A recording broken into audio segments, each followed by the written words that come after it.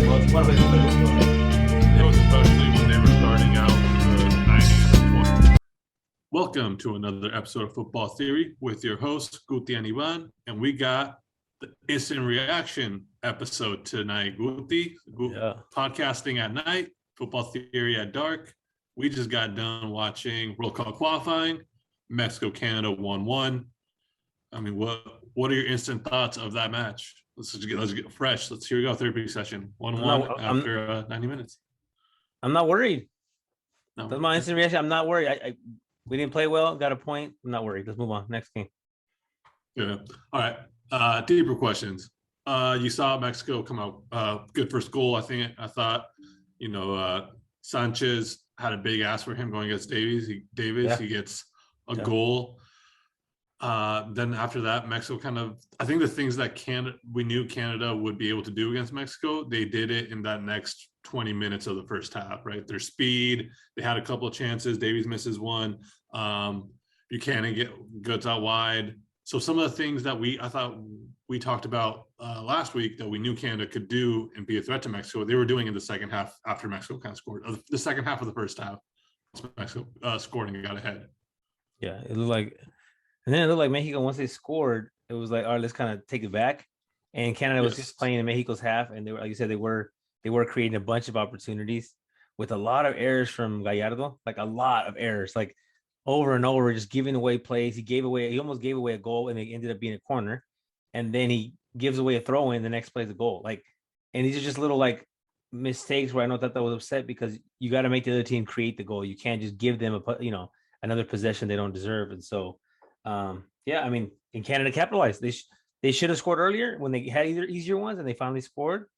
So 1-1 was kind of fair at a halftime, but I would say that 1-1 at halftime was fair, and then after that, we know how it ended. So I thought Mexico played a much better second half, and we can do it to the adjustments maybe Mexico made. Canada getting tired, playing in altitude. There was a little 5-minute period where Canada forced Ochoa into a couple saves in the second half, but I thought for the most part Mexico were the much better team in the second half. They weren't able to get the goal, and kind of the way you talk about these little mistakes on defense that led to Mexico's first goal. There's just these little things of fine tuning I thought that Mexico just missed in the last third of the goal that could have made a goal much easier for them in the second half, I thought. Yeah, and this is like of guys that are experienced, because Gallardo's been to a World Cup. I mean, he was talking about him going to Europe, and he's still playing in Monterrey. But I was just watching, like, bro, what do you do? And then he gave the ball back to Ochoa a couple of times, like in really bad positions where Ochoa's that's not his forte. So it's like, bro, don't do that, man. If it would have been Talavera, it would have been worse because he's even worse with his feet. So it was definitely like some, where Canada wasn't even doing that high press to make you kind of do those stuff. They were pressing, but not as much to make you do mistakes like that. I just felt like it was a lot of like, let me get rid of the ball. I don't want to make the mistake. And then Mexico did get better. I felt like the midfield in the first half got lost. I don't know like how much gas, Herrera and Guardado could just keep giving you. And I feel like Guardado just can't give you. He just can't give you too much, man. He's going to give you like 30, 40 minutes at national team level. And I think you should put him in the second half to finish the game. I don't think you should put him in to start the game because it's going to be an automatic sub anyways. Like, he's not going to last 90 minutes. So I don't know. I just felt like at that point, Canada got like a little bit of a confidence. They kept going forward.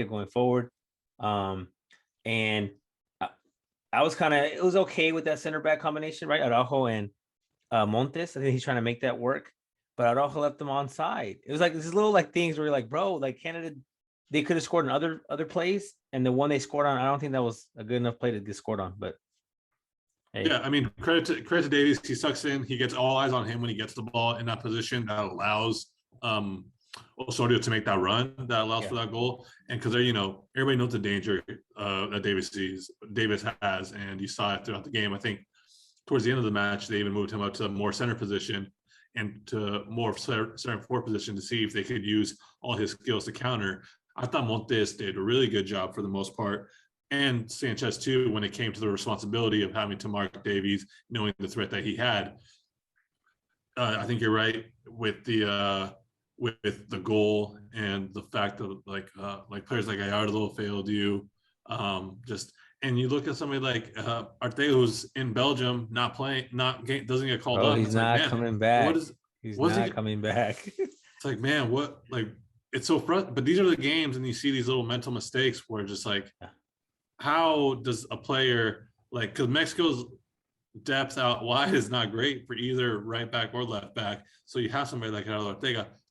This is you know, it's he's not only has he earned it by his merit, but like what the people in these positions aren't taking advantage of locking down the spot themselves like this with Gallardo. So it's so frustrating to watch that. I thought. Well, and Gallardo's more like attack first, obviously, and so is Sanchez. Obviously, you get that with explosive outside backs. You know, they're not going to be the best at defending because obviously they have them there because they're really good at getting up the field. But it's the little mistakes, like you said, though. Like the throwing thing is the throwing was like that was what, if you remember the play, like a Canada player was on his back and he could have just cleared it, and it was he threw it, he kicked it out of bounds, like bro, and it's a throwing goal. Literally, the next play was a goal. On offense, in the second half, he tried a header from 12 yards out where he headers it down. You're not getting any power from. You're not getting any power put it from back the into position the he was box. in. Yeah, put it back into the box. And he got saved by the fact that the defender cleared out because it was going right to the keeper's hands. So yeah, those things are frustrating. This Gallardo's he's not at his moment. Like, he does have skill. He does have speed. I do like him on the left. I don't know if we have any options really other than him that are like playing at, top. And like you said, I know Arteaga's one of your options, but he's not getting called up. So he's cool. I think Tata's trying to save a couple of these guys or maybe holding on to some guys that we've talked about it before, like Pizarro, other guys that were like, what is he seeing in this? And I don't know if he's just scared to change it up or just kind of like trying to make his guys just come back to their moment. I don't know. Well, okay, I guess like forcing it. Well, since we've seen that Chaka hasn't played for Mexico, he gets called up. He's not playing yet, or he's not playing right. And Sanchez has been getting the opportunity to earn his spot out wide, maybe out left. We see something similar now moving forward too. You know what I mean? With Gallardo right now playing, but maybe in next, like after the New Year's, then it calls up. We get somebody else there. You know what I mean? An opportunity, because we've seen it's been slow, but he's been able to make. He's willing to make an adjustment. I think it's just a very like a small process. They're subtle. There's subtle adjustments. Yeah. They're slow. They're like kind of respectful. Like he's trying to like. I feel like he's almost trying to respect the player. Like, hey, you've been with me. I'm not gonna stop calling you overnight, but I'm gonna slowly bring a guy in this. Like you said, like Sanchez. For a while, like when he was in Santos, then he went to America and he was killing it, right? When he was in Santos, he was killing it. He was really, really young. And then he went to America, was making some mistakes. And then, like we said, he was kind of out of it. And then we saw he just rode that whole Chaka wave for the whole summer. And Sanchez was making mistakes in the Olympics. He's making mistakes. He's young. He's trying to figure it out. But today, he played a well-rounded game. Like you said, he was going to mark the most explosive player, if not the best player in CONCACAF. So you're like, okay, let's see what you could do. And I thought he did it perfectly. I thought Sanchez did it perfectly.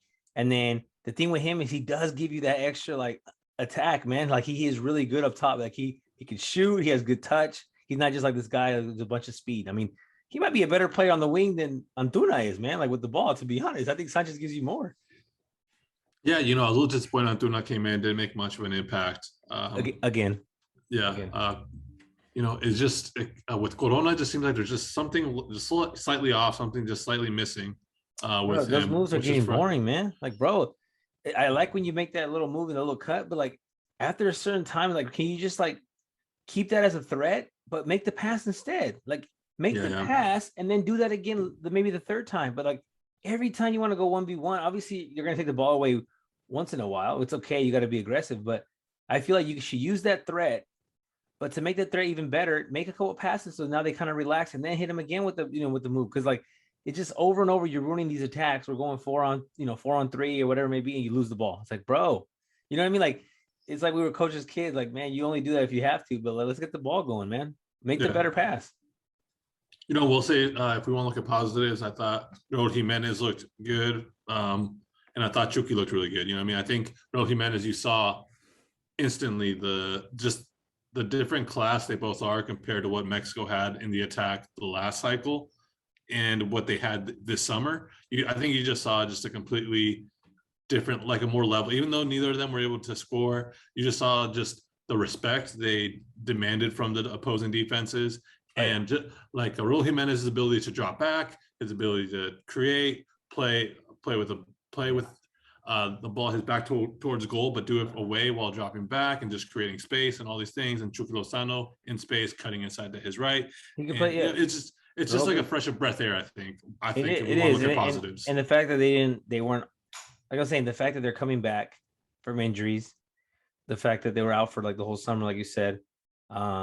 Raul was out longer than that, and we still tied. It's I'm cool, man. Maybe I'm being too lackadaisical, but I'm looking at it. I'm like, you know what?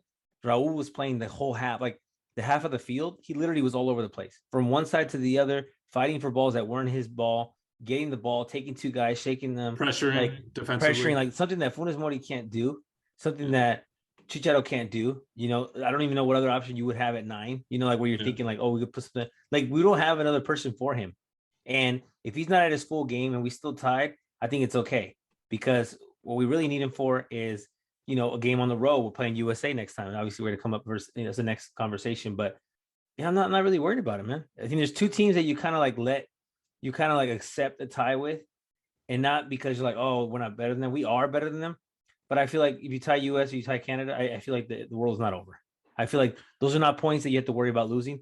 I think you have to worry about losing points against the other teams. I really do. Yeah, and so let's give credit to Canada. Last round of games, they got a result against the United States in Nashville, and now they go into Mexico and they get a result here. Yeah. They have a win against El Salvador, and they drew the first game against Honduras. So they're, you know, very comfortably at 6 points right now. What I've seen from the rest of the teams, they look clearly like the third best team.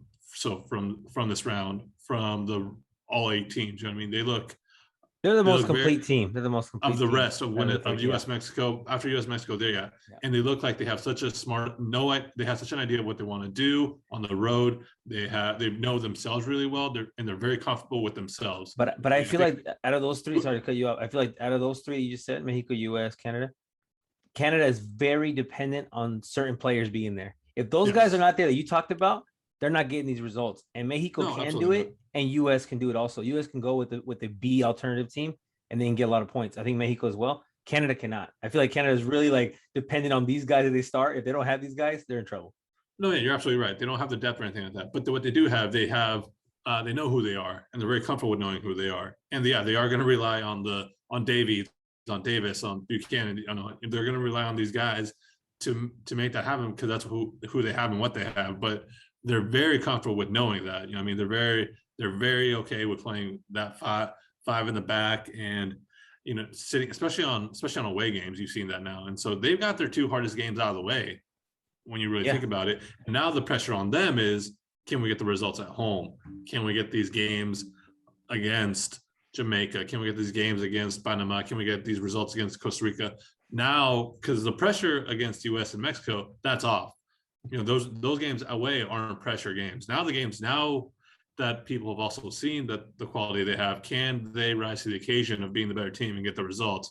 Now, I think that's going to be the fascinating thing to watch with them, because, you know, when we look at the rest of these teams, I think they just are a little step above, but can they play knowing that? I think will be fascinating for me to watch. Yeah, because you say they tied Honduras like the first week of, you know, so we'll see. I think we called it. Those are the 3 that should be in there for all kinds of reasons. But and then, you know, Jamaica's just not pulling around. Yeah, I think we're gonna be wrong with there. Well, let's move. That's perfect. Well, I thought Jamaica was gonna be. I thought Jamaica would, first of all, you know, with their players, they could play Mexico really well. I feel like they obviously could play US really well. Athletically, everything. The guys that play in Europe, whatever, play in England. But like this game against US, you didn't see it, and they weren't like, Pepi scored goals, but like the marking was bad. Jamaica wasn't putting pressure on them. I don't know, man. I feel like Jamaica's really like letting a lot of points go, but they are tough opponents, so they're gonna have to get these points against everyone else. You know, they have to. Yeah, I think the hope. Again, they're not playing with the roster and with the players that they thought they were entering this World Cup qualifying for. You know, this plan that was set up for them, and so they're set behind there, unfortunately for them. And I mean, like the losing to US in Austin in the US is not a bad result. Not a big deal. You know what I mean? But and the rest of the and the rest of these teams, I guess not even the rest of these teams, because you have El Salvador getting a result against Panama today, which is huge for them. But they're just losing too many points right now, and playing catch up is hard. And so I think we might be wrong against Jamaica. USA looks like they're in the clear now. I think them and Mexico are gonna breeze through the rest of the qualifying. I think they're both very much locked in as the two best teams in the region, and they get a win at home that they're supposed to get for USA. And so and Pepi keeps scoring, and they look like they're a little more aggressive on the attack than they were in the first couple of games of qualifying. I think I'm going to give Greg Berhalter credit that I think he's a pretty good halftime adjust. He makes decent adjustments or tweaks at halftime, because now you've seen him a couple of times having draws at home, or having draws and being able to change the results in the second half. And I think that goes to just being able to make slight adjustments here and there. And I'm going to give credit to Greg Berhalter there, definitely, for USA with those kind of things. Something that I think USA fans don't want to admit. No, I think the U.S. team, the thing they have is they're trying to create a big depth chart. They're trying to create this, because you can say all these names, but any team can pull up 100 names that they have. But U.S. is really trying to create this depth chart, give a couple guys experience, so they can be like, he played this, he played that. No, we know the World Cup's a year away. We know things could change.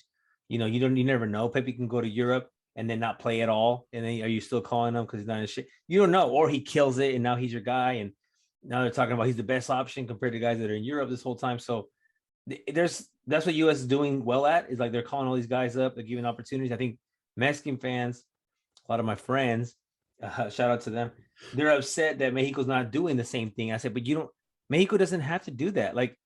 El Tri does not, and Tata does not have to call the next generation just because the U.S. is doing it and just because Canada is doing it, right?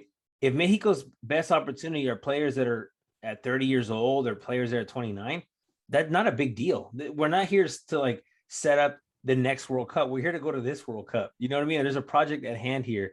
And I just feel like, you look next door and you're like, look at US, they have all these 18, 19-year-olds playing. Of course, Mexico would love to have an 18-year-old forward, scoring their goals, but that's not going to happen. That's never happened.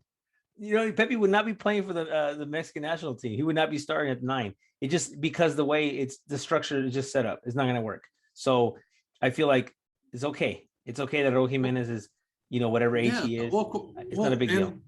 USA doesn't have the players that at the age, they don't have guys they don't have a Raul Jimenez at that age doing what he's doing. No, they don't have it. So they don't have a Corona at that age. Everybody's on a different cycle. Everybody's on a different cycle. So it's like, I guess it's just frustrating because you see US pull out all these dudes. And Mexico's same guys, but if the same guys are qualifying you, why do you care how old they are? I'm with you on that, because they're not over their prime. You know what I mean? No, they're not. Even Andres Guardado, he's still getting if it was Chicharito and Gio and all these other guys who are still getting called. Now you're still bringing back too much of it. But there's not. Raul Jimenez and Corona are of a different, and Hector Herrera are just they're the now, right? It's the perfect time for now. Even though they're the guys that got to be young. They were the ones that were allowed to be. They were the young guys before that were in. And they're the ones who survived or have kept that level. And so now they're veterans coming in with Champions League experience, with European experience. Trust me, if US had guys like that, you said they're 30 years old, they were playing in whatever, they would be calling them, but they don't have them. Yes, exactly. They're not there. So you're forced to call young, which is great. With the, you're working towards the future, which is fine and is working. Yes. But Mexico has a different path right now. You know what I mean? Yeah, different timeline. Yeah. Different timeline. It's the same thing we kind of talked about today with that stupid. That dumb video that I sent you about the goalkeepers coming up. It's I understand that we're not happy that there's not these 20-year-old keepers in the lineup, but they're not. It's not better than your number one right now. They're not. You know what I'm saying? You're not going to sit Ochoa just because you want to start this new kid. I get it. But we also have to understand, and we might be bad because the other 4 are not, young. But it's I don't know. I think I just kind of realized last week that Tata is going to just try to qualify. He doesn't care about the next cycle. That is not his problem. I completely agree with you. I'm in the same boat with you, because it doesn't. And this is actually kind of something that I feel has happened with Mexico. These kind of conversations where they keep talking about oh, what about this guy? What about this guy, who are much younger? And it's well, these guys, Guardado, not even this cycle, but cycle before. It's he still has plenty to give to a World Cup. I'm using him as an example, but to go back to last World Cup or the World Cup before that. So I think that this conversation has happened plenty before, and you're right. It's Raul Jimenez, you got to bring him. There's no reason why he's not your focal point. I mean, Corona is your focal. You know what I mean? It's like Corona's like 28. Of course, yeah. These are the guys that other countries in this region would love. Canada would love to have a Raul Jimenez as an experienced player, as an outlet to use. You know what I mean? Of course, they have this young generation, but they would love. USA would love that too. Yeah, I think we had to relax off and it's hard because the media. That's the spin that the media's taking is that U.S. is pumping out 18-year-olds and Mexico's not. But like you just said, the U.S. has to do it. There's no other players, and on top of that, this whole sending the guys to Europe, and then all these guys are coming from Europe. You got to understand as well too. Like if they did an MLS based team, it probably wouldn't work. So they're calling these young guys that are killing it out there. They're calling these guys that are playing. It's not a big deal, man. Like I don't think Mexico has to be in a rush to just change everybody. Because you're talking about guys like Edson Alvarez who needs to play. He's still young, man. He's young, and Guardado may be the one that they kind of been trying to get rid of for a couple cycles. I think you just have to know how to use Guardado. He is a captain. He is a veteran. He won't play. Like he's not going to play next game. I don't see him playing next game. So he's not going to bounce back and play another whatever amount of minutes, or maybe he plays a little bit. But I feel like he's the kind of guy we go to, San Pedro Sula, 30 minutes left to shut the game down. You're gonna have to bring Guardado in to start passing the ball around. You know what I mean? Hold it down and use the colmillo that we say in Mexico. And start gaining some time and wasting some time and passing the ball around and talking to other guys. You need him. You can't just throw away all your veterans, bro. Like it's not gonna work. You know what I mean? And I think that's literally why they keep Moreno around.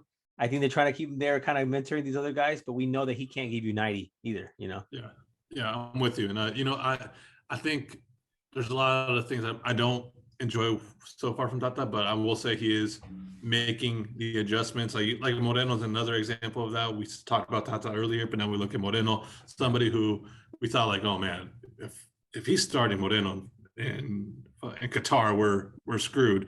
But he's seen a willingness to have him be, but on the bench, not starting him this game. Araujo didn't have the best game this cycle, so we'll see how he goes out to San Pedro Sula, a tough place to play. But I'm with you on the whole idea of that, of these teams are on different timelines, on different cycles. If let's jump in quickly to Panama and Costa Rica, or Honduras and Costa Rica, who both tied. These teams, if like Raul Jimenez is your focal point 4 years from now, in 2025, as they try to get into the World Cup, or not getting in because they're going to be in, but to prepare for that World Cup. Now that's where problems arise, because now you're looking kind of more like Honduras and Costa Rica are looking. Brian Reese. The game today looked like two old boxers going at it, where it was, and they're trying to qualify whatever they have, because I feel like their projects, they have not set up a project for their coach, which the one that shocks me more is Honduras, and the one that frustrates me more is Honduras, because I don't know why, but I have a soft spot for them. I just like the way they are. I have some friends that are Hondureños. Shout out to them. And I just I see them always in the U23. They made the Olympics, bro, the last 12 years. That's why it should be frustrating. It's got to be frustrating for them. Like they made the Olympics. A lot of their guys play in the MLS and play other leagues. And it's they just do not seem to set up this project that can continue on to the next 4 years, And it's frustrating because they have some guys that give Mexico problems. They give everybody problems. They give US problems for 50 minutes. You know what I mean? So, but we'll see. Costa Rica is the one, like you said, they're hanging on to these veterans. And then they have a couple guys with a lot of big names. They're just trying to use whatever they have. It kind of reminds me of Mexico's group, going to 2010 World Cup, where we changed coach 3-4 times. You know what I mean? And then at the end, Aguirre just comes in and calls whatever names we have, and we just figured out we have Bofos playing against Argentina and Guille Franco starting it, and that's a hot mess because you have no idea what you're doing at that moment. I think when you look at which team should be better set up for now, I think you're right with Honduras, right? They have been the team to qualify with Mexico to the Olympics last couple of times. Three Olympics in a row. they've been to a couple of U20 World Cups too. You know what I mean? So there should be something there. There should be something more than what they're showing right now. And right now, you're seeing Honduras and Costa Rica just very much at the end of these cycles. And the 4 games, no wins, either one. They've all got in. Both teams have got 3 draws and both 1 loss. But it's not even that. It's just like 1 goal scored, 2 goals scored from each country, and that's what doesn't look good. It's those. Would you imagine they don't have anything? You know what I mean? They don't have anything they're threatening by. That's very threatening over a long term.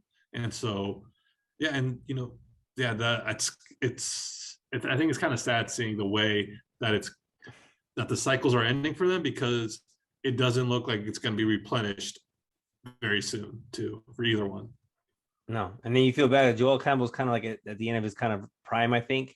He's still hecka young, man, but it's like I don't, he's bounced around leagues. I know he's in Mexico. It doesn't make a big difference. I don't see him really like, I don't know. I just thought a lot more from him when he started out with a Volpe and he was in Arsenal and stuff. He was really young. He was doing it. Yeah. But you tell me you wouldn't be shocked that after 4 games, Jamaica would be last place.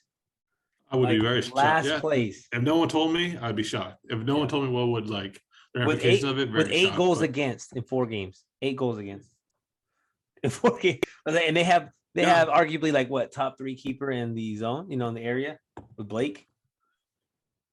Maybe, top 4 at least, better half, yeah. If you want to put, Jonathan Orozco in the top 4, I don't know. Anyways, all right. No. All right, let's move on. Whatever, man. Yeah, let's talk about the games coming up on Sunday. So where we're at right now, for everybody, it's been 4 games. US-Mexico at 8. USA first with goal difference right now. Canada third with 6 points. Panama and Salvador. El Salvador gets themselves back into right in the middle of World Cup qualifying with a win at home against Panama. Doing what you're supposed to do, get a result at home against one of these teams that aren't US or Mexico. So, last cycle we're like, oh no, or last round of games we're like, oh no, Panama might not be, or El Salvador might not be where we thought they are, but then they get it quickly change their result and they're right there. 1 game and they're 5th place, Panama in 4th. And it looks right now that those might be the teams battling out, but it's good for El Salvador to show that they got something. They can get a result at home instead of just these draws, that they can win a game. These are the games that they're supposed to win to give themselves a chance and opportunity to get a win. You got to get 3 at home. And that's why I guess that's the only better part of like with the Canada game. But like I said, it's not a big deal. It's not a deal breaker either because it's okay. A lot of these teams are losing points to each other too. All these teams they are, and losing. Dude, I'm just like, I don't know. Everybody wants to get first. Like, well, you don't get nothing for getting first, bro. We just need to qualify, man. Like, it's okay. We just need to get to the show, the big dance, and we'll do it there. Yeah. Okay. So let's move into Sunday when we got Panama at home against USA. Big match because you have Panama coming off a really good first qualifying. They lose away here. So now points are getting tied again for them, where they cannot lose points, especially when you look at the fact that they also have to go to Canada on Wednesday night, so these are 2 very tough games for them back to back. And US Panama, you got Jamaica Canada, Jamaica hosting Canada, El Salvador going to Costa Rica, and then Mexico hosting Honduras. Honduras, yeah. So I mean, I feel like Panama could like end this thing with 0 points, bro. These 3 games. I can see Panama losing to the USA and Canada, man. That's just me, but yeah. So that's kind of like a, like you said, Panama has the pressure to get some points. I'm expecting them to play heck of defense, even though they're at home in La Marea Roja. I feel like they're gonna play a little more cautious. I don't think they want to get scored on with the US, so we'll see about that game. I don't know what you think about that one. Like, I don't see them going all out and just like risking getting scored on. I can see a draw. They're gonna play the same way they played Mexico. Like, we're gonna draw, we're gonna see these opportunities, but we're not gonna go all out. They're not gonna go like they do. I can see them being drawn, knowing the importance of not losing the 3 points while keeping, not like, it won't be great, but keep your head above water, keep your head above everybody else. Yes. And so that's what I think there. Canada, Jamaica, I think Jamaica's going to bounce back. I think Jamaica's going to bounce back. You think Jamaica's going to bounce back? I think Canada's going to keep the momentum going. They're going to be feeling very confident. The results they've gotten against US, the win at home, and now the draw against Mexico as well. And they're going to feel like, hey, here's an opportunity to really put ourselves in a good position with the win here. And so, I think Canada has a really good opportunity to get like 7 points from this round, which would be very impressive. But it's a good. This is a test, though. This is a test for them, right? Can they get results away from home against teams that aren't going to be full out attacking the way US and Mexico will be? That's where they have to get the points, right? Like that's where, like you said, Canada has to prove their points here because they tied on Honduras, which is probably they're kicking themselves for that one. They have to get the point. They have to get like 3 against Jamaica, even though they don't have to get 3, but you should try to go get 3 against Jamaica. The same way like Panama is probably kicking themselves because you tie Mexico, but then you lose to El Salvador. It's like, bro, what you just did was totally counterproductive. Like you have to get these points where you can get them. And I'm pretty sure they're pissed because they probably circled 3 points against Salvador. They really felt they had a chance to do that. So yeah, we'll see. I just feel like Jamaica's going to have to somehow wake up. They got to wake up and start playing. I don't know when they're going to do it, but they could play Canada like head to head. If Canada plays them head to head, I think they could have an open game. We'll see. They haven't shown anything. They haven't shown anything, but we're still waiting for Jamaica to wake up. Yeah, I think I know you're holding on hope. I'm losing confidence real quickly with Jamaica. Costa Rica at home to El Salvador. This is a must win for Costa Rica at home. Must win for them if they have any hope. You know what I mean? Because like a win here, they jump El Salvador with a win, and so what an opportunity for them to even though they haven't been playing well at all, they get a result at home. El Salvador didn't play well away against Canada. Here's a chance for them, and they get themselves right back into it. I think El Salvador has enough scrap to get a result in Costa Rica. They kind of know, like, hey, we don't. We got a big win already. Let's see if we can kind of scrap away some point here. Let's get something here in Costa Rica. I think so. I wouldn't be surprised if this one's a draw either. No, especially just knowing the way Costa Rica has continued to just kind of be really underwhelming so far all this World Cup cycle. Yeah. And they don't have the depth. Yeah. They don't have the depth to go 3 games like in a little window.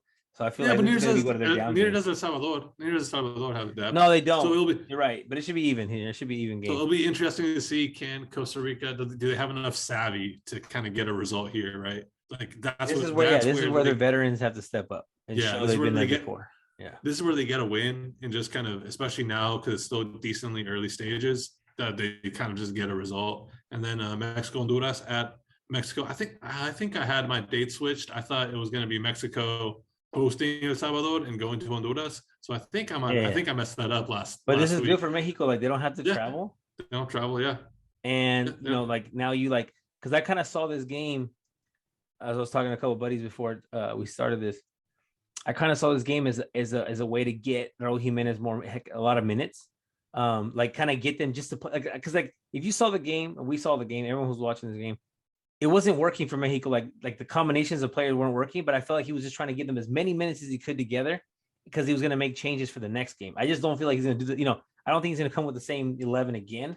And I was just kind of like, right. So it's like a 3-game series. We talked about it, how important, kind of rotating some of these players in and out, but it was kind of like, well, we're not losing, so let's keep him in as long as we can. And you saw Raul Jimenez kind of get better and better as he was going. And we know he's playing the EPL. We know he's doing well over there. But it was kind of like, for him to come back to Mexico and play with the selección. And it's kind of like, let's let him get some more minutes because Raul Jimenez, Funes Mori's already gotten a bunch of them. He already seen what Funes Mori can do. So it was kind of like this little trial kind of game where it's like, we're not losing it. So it's kind of safe to do it.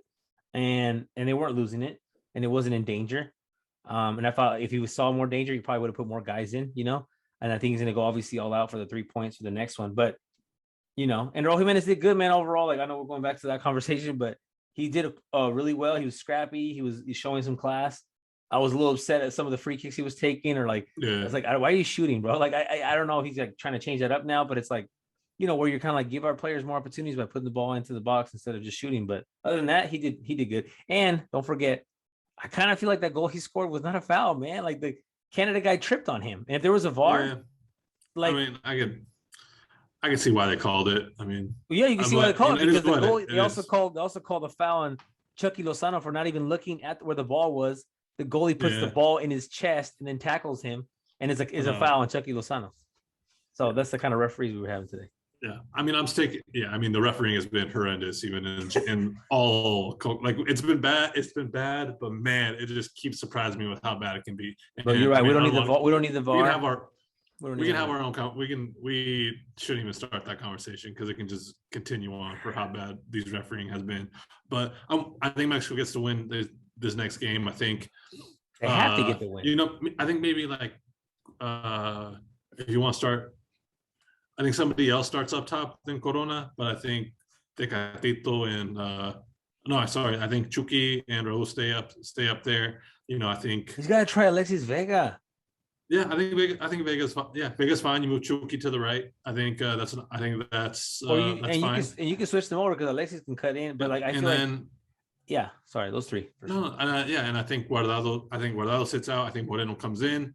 I think those are the kind of change. Moreno in the back, Guardado comes out. You put in somebody like Rodriguez if you want, or Romo, whatever you think is best. And then, but Guardado doesn't start, but you keep the other two in the midfield, and then the back line kind of stays the same, but maybe Moreno plays now. So I think those are kind of the changes I see. But I fully expect Mexico to win the match, this one. Well, I think they're going with the different. I mean, they went to win this game too, but Canada was obviously had one thing that was holding you a little bit back. You didn't want to get too cocky because they had Alfonso Davies that could leak out. They have Buchanan that could leak out, and they did leak out. So I just don't feel like they're going to you got to disrespect Honduras a little more and just be like, look, what do you got you got nothing to show us. We're going all out. Let's go. Absolutely. Yeah, I'm with you. And then, we're not going to record till after the last matches. So then you have U.S. hosting Costa Rica. If we want to predict the last rounds, where,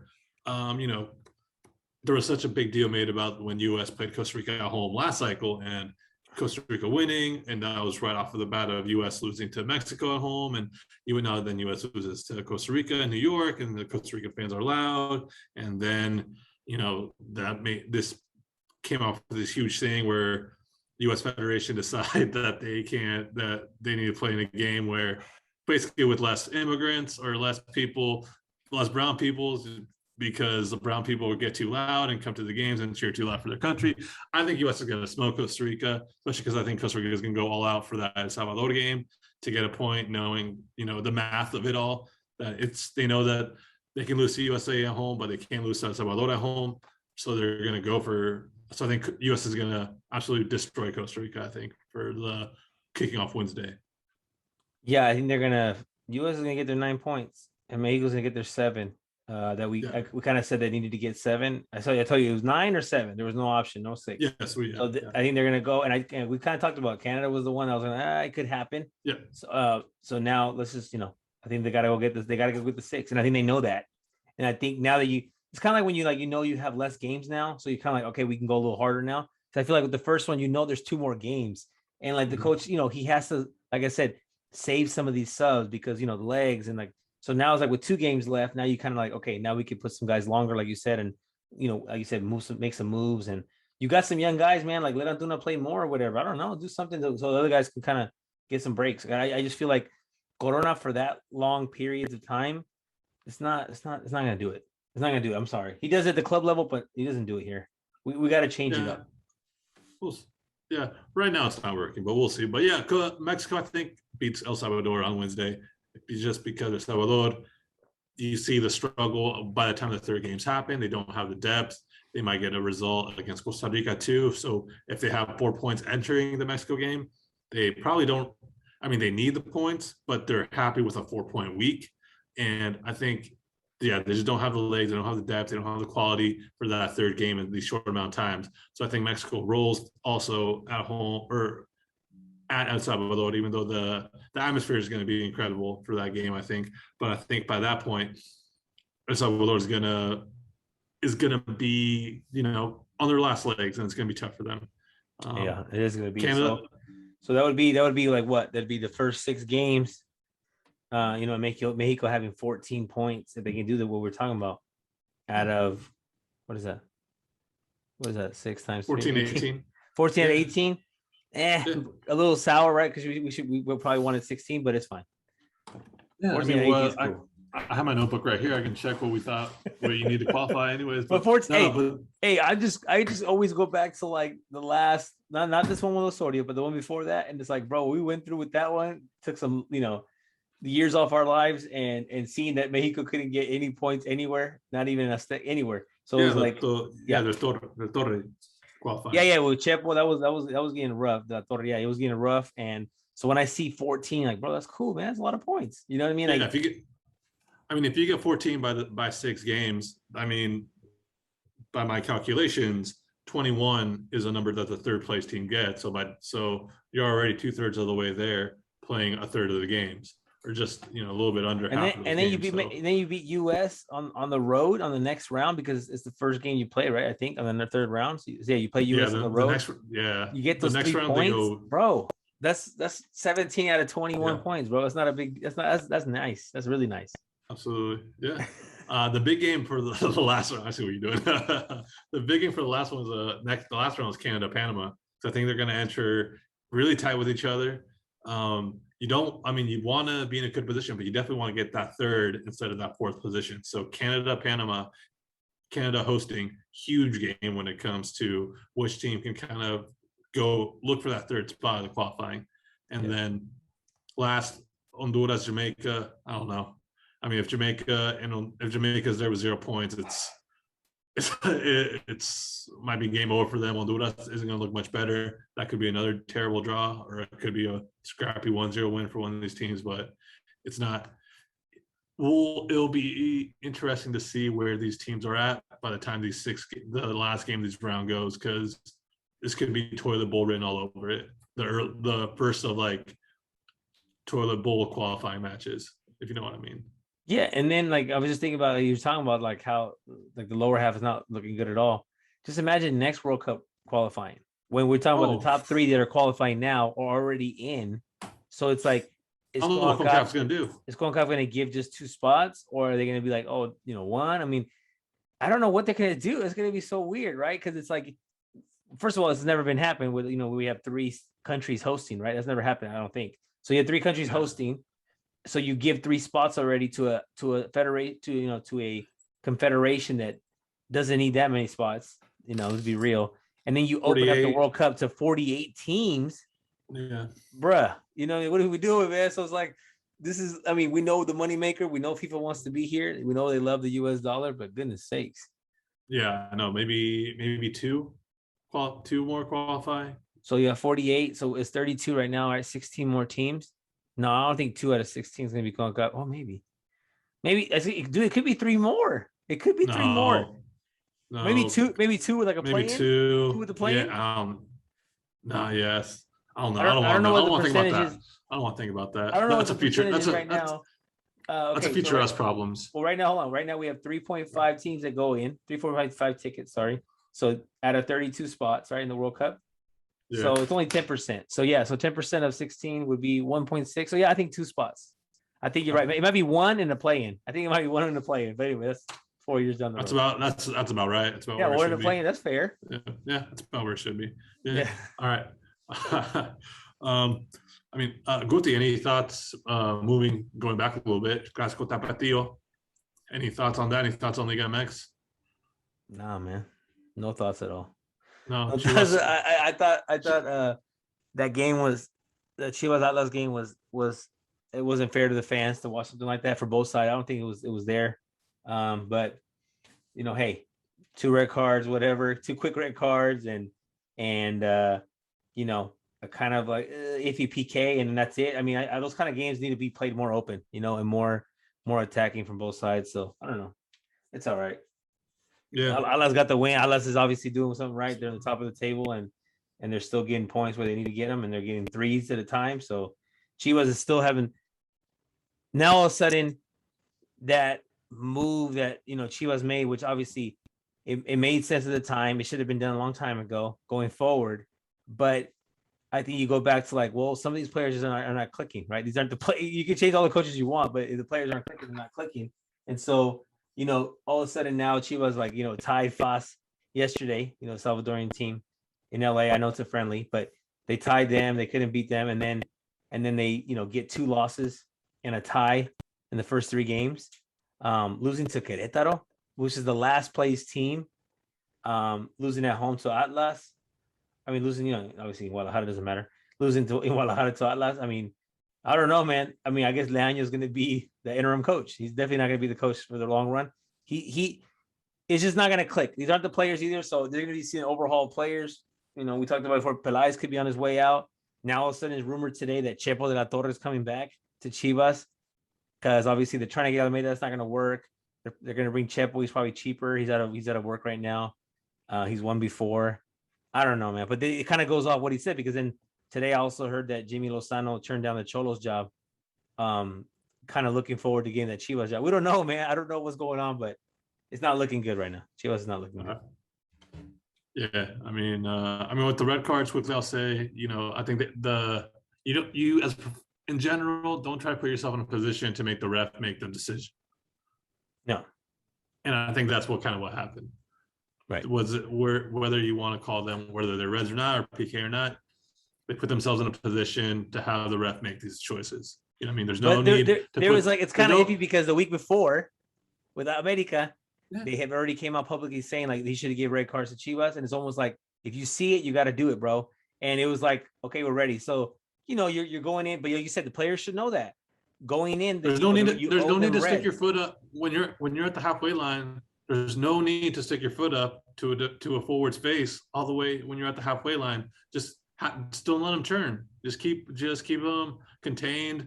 Make them play it back. You don't need to go for that ball that high up in the air and risk putting yourself in that position. Just the first red card for Chivas, I thought. There's no need to do that. You just, if he receives it, if he holds it, contain it, just let him contain. Make him go back, contain him, let your defenders work your way back and go from there instead of going in on the ball like that. I think. I don't know what you feel like. I feel like with Chivas playing with 9 early in the first half, like halfway through the first, and winning and losing 1-0 off a PK, whatever, man. I don't know. Atlas fan, what do you feel like? Don't you think your team's got to go a little harder, go try to get some, close the game out? No, because last time I checked, 3 points is 3 points. I mean, you can get his little sympathy. You can get a little sympathy victory, I guess you want, like the no sympathy. No victory. They wanted, but no, there's no victory here. I think they were able to cruise to that. You see, with 9 points, you're like, you know what? I mean, you see 9 players. Yeah. You try to go in there. The players, like you said, they're hotheads. Chicote is definitely like his mind is not there. Dude, he's just not there. He's not every player is a Chivas player. I'm sorry, and I know like a player comes out and they have a cool game, and then the media pumps them up, and then Peláez brings over 20 players at one time, or whatever young guy coming up, and I just feel like sometimes it's okay. Some guys are just not there. Like you put Chicote in another place, I feel like he does well. I just feel like I don't know. He's crying and stuff. He's getting red card in 20 minutes, crying. Like it's not for him, man. It's okay. It's time to find someone else that could do it. All right. Any 50-50s, Guti? Well, so I didn't take your advice, and I went to go watch. I don't know if it's 50-50. I think it's more like a comment, but just to get it out there, venting here. But I went to go watch the León Mazatlán game. I felt like I wanted to go, and I don't know. Every time I feel like this guilty thing where like any Mexican team that comes to sack, I just go, and I don't think I've missed one for like the last 20 years. They just come. It could be some random game, and I'm there. You know what I mean? And I just feel like, I don't know. It's just like, I guess it's kind of like a celebration to me, like just to go watch some familiar faces from TV, because I feel associated with it. And when I watch like a USL game, I don't feel it, And it was funny, so we roll up the veterans game, Chivas America Leyendas are supposed to be at 6:30. So we roll up at 7:10 because my son had training. Long story short, I didn't want him to miss training. So I get there 7:10 thinking, okay, we'll watch the second half of that. We'll watch the first half of the León game, and then we'll go home. It's a school night, It's cold, it's windy. We get there, and they're announcing that, thanks for coming to the game or whatever. I'm like, what? Like it's barely been maybe 30 minutes. And I get there, and I see a friend that's there. He's like, dude, they only played a 30-minute game. I'm like, yeah. And I said, wait a minute, like they played 30-minute halves, 2:30. He's like, no, bro, one half of 30 minutes, and they got off the field. And I was like, I feel like that was totally highway robbery, because like most of the fans there were wearing Chivas or America's jerseys to watch the veterans. They were not there to watch Leon Mazatlan, right? There's not a Mazatlan fan in Sacramento. So like, you get there and it's like, that's totally disrespectful. Like, I know I was late. I knew I was going to miss some of it, but it's like, how do you do that? Like, how do you charge all this money and then leave? The only cool thing was like Sage on his way out stopped with a bunch of fans and he like signed my son's stuff. And so he was cool. And then like, you saw Salcido and you saw Magallon, you saw some big names, but 30 minutes, bro? I don't know. That was just my comment. So I really feel like going forward is like, wow, dude, like they really are now at this point where they just don't really care. They obviously never cared about us, but it's like, okay, we're just going to put it out there and these dumbasses are going to come and pay for it. And I feel like I have to remove myself from that group because I don't want to be associated with that anymore. So anyway, just getting that off my chest. That was whack. That was totally whack. Yeah, 30 no, that sounds like a red for me. Sounds like a red. Sounds like a red's rough. Well, and the funny thing is like, so that's that, right? And the funny thing is, we're watching the game is Leon Mazatlan, and they play a high level. They got Sambeso, right? Mazatlan has Sambeso. He's still balling, the Brazilian. And then like, Leon has, Chapito Montes and Elias Hernandez. They're playing. They were playing good. And you can see some quality there, obviously. And they're playing. And my nephew, who I took to the game, I always take him to the games. He's about 14. And I'm like, is this your first game or what? And he's like, yeah, it's my first game. I'm like, dude, I'm taking you to a bunch of games. Like, what are you talking about? But see, it was so funny. He's like, I take him to Sac Republic games a lot. And he's like, are those pro games? Like he was asking me if USL was pro. Like it was just funny the reaction of like he thought, and I get it, USL is not Liga MX, but it was pretty funny to see his reactions. I've taken him to numerous USL games, and he's like, but that's not pro. You know what I mean? So it was pretty funny. I was like, oh man, it is pro, but it's not this, So that was pretty cool. I mean, he got to see it. My son was there. I don't know, man. I guess I'm just. Oh, on a brighter note, though, real quick before we wrap this up, I guess it's my 50-50 right here. Man, those Bookies tour, man. I mean, how did you feel? I mean, you just is that something you wanted to go to? Was that something that you or kind of like at least would have gone to if it was in your city or what? I like Los Bukis, Marco Antonio Solis, legend, everything like that. We didn't grow up listening to as much of Bukis as some of my uncles did. Like I have uncles who love Los Bukis, who just ride and die. I like Los Bukis. I like Marco Antonio Solis. I don't love Marco Antonio Solis. I think Joan Sebastian's kind of my guy when it comes to if it was concerts like that, RIP. But I get it and I see it, and I completely understand the hype for it. And I think I would try to go to it if it was in my city. So I mean, seeing all the videos of all the different places they're going, whether it's been Oakland or LA or Bay or anywhere else they've gone, Chicago, San Antonio, I've seen Hugo, cousins have gone. We're at the concerts too. People I know in LA have gone to concerts. So I get it. I like seeing everybody be happy and enjoying and getting it out of it because I know exactly the feeling that they're getting. And I think that's what makes me happy about it the most. Because I like those Bookies.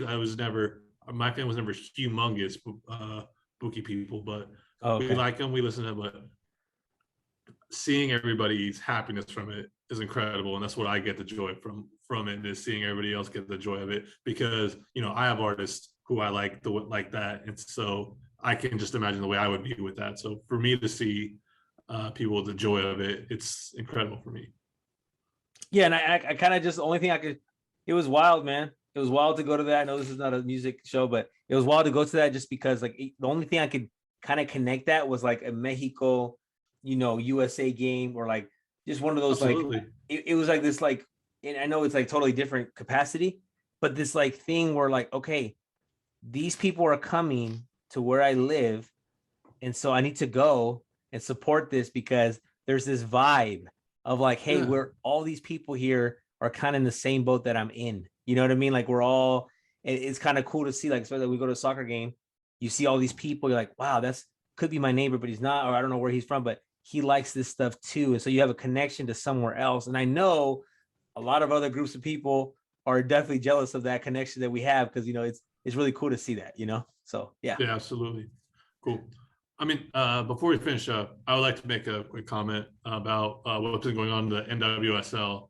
Yeah, man. Can you fill me in? Because I was going to ask you about that. Well, I haven't even read into it. I've only seen the responses. So go ahead, man. You do it. Tell me what. So I won't, because this huge story has gone. It's this humongous story. Maybe if I haven't checked it out, there's been much smarter reporting and by more confident people than us about it. And my belief on it, why I haven't brought it up on here, is because I think when things like bad happen in a league or something that we usually don't cover, to just cover it because it's a bad story, I think almost kind of piles it on, and it's not good for the long run.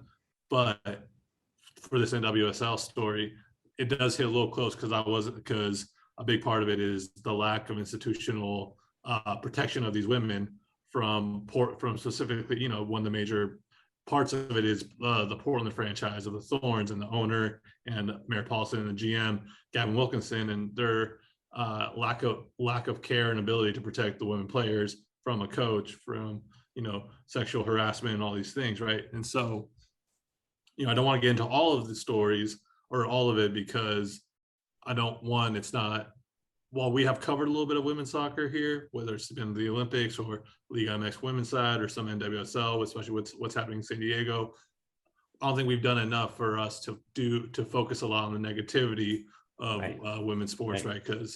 And so I won't do that. I want my focus on what I'm going to say to be specific to Portland, because I lived in Portland for 7 years. I covered the Timbers. I know Gavin Wilkinson from when I was a teenager because he was also a head coach of one of the clubs. He was the head club guy for one of the other clubs in Oregon. And, from covering games, we've had conversations, we've talked, we've been in social events together. And I've also seen Mayor Paulson from time to time as well. So for me, this comment's more specific to Portland and what I've seen and my reaction to them and to the situation there. And, Portland, and they've done this whole idea of the Timbers and the Thorns almost being like a brother sister club where they're one. There's a reason when the NWSL started, they named them the Thorns that start with a T, so you can keep everything all the same. Portland, Timbers, Thorns, whatever, football club. So you can keep. They've built their identity with each other. They built their community around each other. They built everything together. And so now when you have this institutional neglect to the female players and protecting a coach who has preyed on women who've done this, and there's no way you can separate it. So Gavin Wilkinson is the GM of both the Timbers and the Thorns. He barely got suspended yesterday from the Thorns, but keeping his role with the Timbers. Mayor Paulson likes to talk a lot, and he's very open. He's very boisterous, very arrogant in a lot of things he says. He's been silent for the 2 weeks since this story's come out.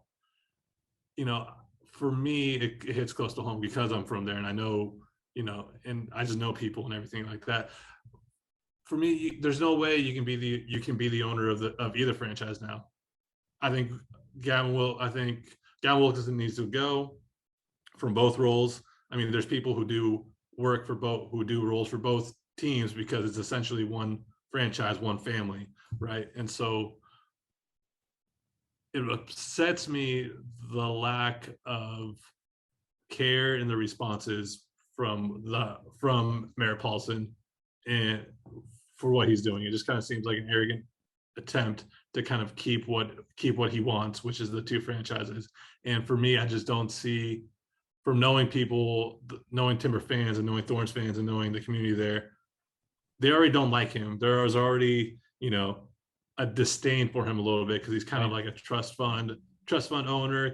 You give a frat boy a franchise is kind of the feeling a lot of these people have towards him. And he's very arrogant, and he's very open to come back and counter these fans and talk to them. So I think for me, there's no way he can be the owner of either franchise at this point, and for him to get the support and the backing for either franchise for them to move forward and for them to get the support, because he's already seen that he's unwilling and he's not able to protect these female athletes and these female players. And I think the way you and I and other people in the Mexican community have talked about how the treatment of Latino players in U.S. soccer is a reflection of kind of a bigger issue in the country when it comes to the treatment of Latinos and Mexican and in the country. It's similar here. The reflection of how this league has treated women is a larger reflection of the way I think women get treated in this country. And you can't have the people at top not be punished or not have any consequences to this and expect for the outcome to be different. And so, I think for me, the biggest thing is like, you have to, it's needed for Portland to move forward, for him to, will he sell a team? I doubt it. I think he's going to hold on to having both shares of both teams, of course, and everything like that. But I think it's really important and needed for him to sell a team, and he knows how big the thorns are when it comes to being one of the franchises for the NWSL. Yeah. And so he's going to do everything in his power to not sell a team. And being an owner of a franchise in American sports, it's very hard for you to be forced to sell a team. You've seen it in other sports like that, but Clippers. Yeah. Good, perfect thing like that. Yeah. I mean, like I said, I didn't know any of the story. I just know like a lot of people were coming out. I didn't know if it was one thing or if it was like a bunch of other things coming out from other teams as well. Yeah, it's a bunch of teams kind of. Oh, a bunch of teams as well. So yeah, it's like, yeah, man. I mean, it's not definitely not a good look. Definitely wrong. And like you said, if it's like, if it's a coach or like one of these people in position, then it's obviously one of those higher positions. Then obviously it's just too weird to do that, and it's obviously very inappropriate. And yeah, we'll see what happens with the owner. Like you said, it's gonna be hard for them to force him to do anything. But because like if he fires Gavin, all right, well, how do you have trust that he's going to make the right choice with the next hire? You know what I mean? Whether and there's such a connection, or there's so many intertwining between the men and the women's team, between the Thorns and Timbers, that you can't have Gavin just be the GM for the Timbers and not be and have somebody else be the GM for the role for the Thorn. There's too many people who work essentially for Portland Football Club that has these two teams who work under one owner and have these two teams. Mm-hmm. And so I want to specifically talk about Portland because, I covered games there and I was there around it for a bit. And I just know the situation a little bit better. And I know the owner. I know I've had conversations with both of them in a more personal way, or just in a more way than I would with these other franchises where I just know more of the nicks and crannies. And I'm feel more confident talking about it when I say, like, the owner already has problems, I think, with a large group of fans of the soccer community in Portland. And with this one, there's no way they're getting it back. You know what I mean? Like, the fans protested at the women's game yesterday by not buying concessions, and pictures coming out, and there's nobody at halftime buying concessions. You know what I mean? Like, this thing isn't gonna stop here. And the players stop, right? The players like protested or something. Yep. Yeah. So. Yeah, they gotta change it, but it's I think they gotta treat it as well. Like, I know it's soccer, and so you're like, well, they travel, these different things. I don't know, whatever situations they were put in, but you have to treat it. I'm a teacher, bro, so I know there's the certain different things that it's a risk thing, right? You got to just eliminate risks that you can, and eliminate any kind of situations that could arise. So I feel like it's a workplace as well. So you have to understand that there's levels to it. There should be checks and balances. There should be obviously, with the mix of genders and the opportunity for like weird, like, just different interactions. I feel like they should treat it almost the same way with like they kind of do everywhere else. So they should be, I don't know. They got to be way more careful and way more, diligent. I don't know how you say the word, but whatever, be watching more things and more checks and balances for sure. Yeah, absolutely. You can't just let people, do things because they're in a certain power play. We've seen it happen we saw it happen at Penn State for I don't know how many years. We've seen it happen in different organizations that we're not going to mention.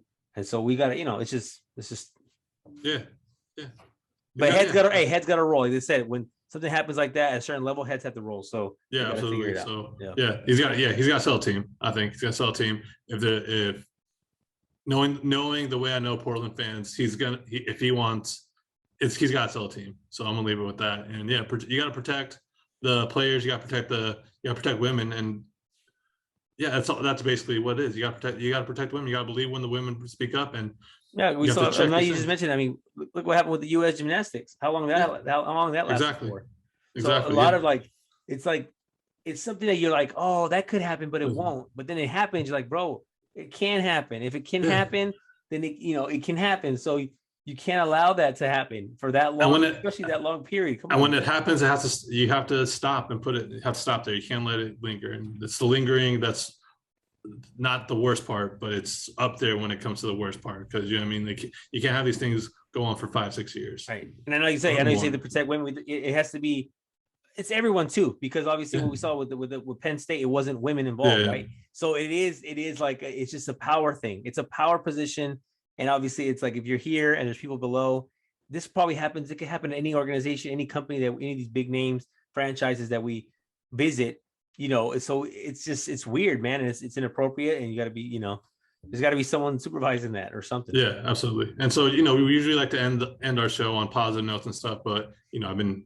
We're gonna be making change. So, but yeah, I felt this is the platform I have, so I felt needed to say that, especially because I spent I grew up in Oregon and spent 7 years in Portland, so and I've had firsthand experience and communication with people, so yeah, I felt I needed to say that. So, but on that note, thank you, Guti. Thank you so much for another fantastic show. Yeah, man, that's good stuff. We'll be back after the end of I call it round 2, even though we're playing teams. US is on the next one, so either way, we're gonna call it round 2. So after round 2, we'll check back.